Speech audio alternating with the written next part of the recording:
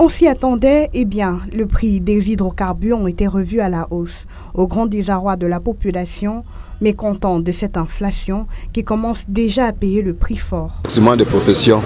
Donc avec la liste, je ne pense pas qu'elle va encore continuer parce que ça ne donne pas. Vu que le prix du carburant, je faisais dans le diesel, donc c'est-à-dire la recette de la voiture d'abord c'est 15 000 par jour.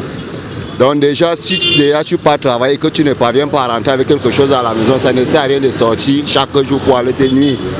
Donc de mon côté, je trouve que c'est très négatif. À moins si on augmente le prix le tarif du transport. Mais au cas contraire, on n'a rien, on ne gagne plus grand chose. On a augmenté les prix. Il faut qu'on revoie aussi notre problème. L'État peut-être doit nous augmenter aussi ou bien dire qu'on nous augmente aussi les prix de tarifs. Sinon comme ça là, je pense que ça serait compliqué. Désormais, c'est celui qui paye plus qui sera amené à bon port. Et nous sommes contraints à la coopération. Ça dépend puisqu'il y a des clients qui sont aussi compliqués.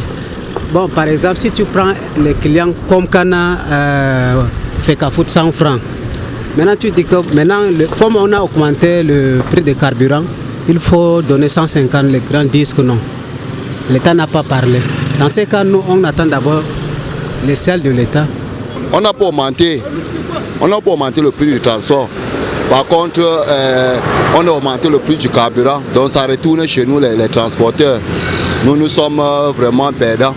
Ou bien les patrons des voitures doivent revoir au niveau de la recette. Et même si 52% a été ajusté au salaire de base, cela reste insuffisant et ne concerne que les fonctionnaires.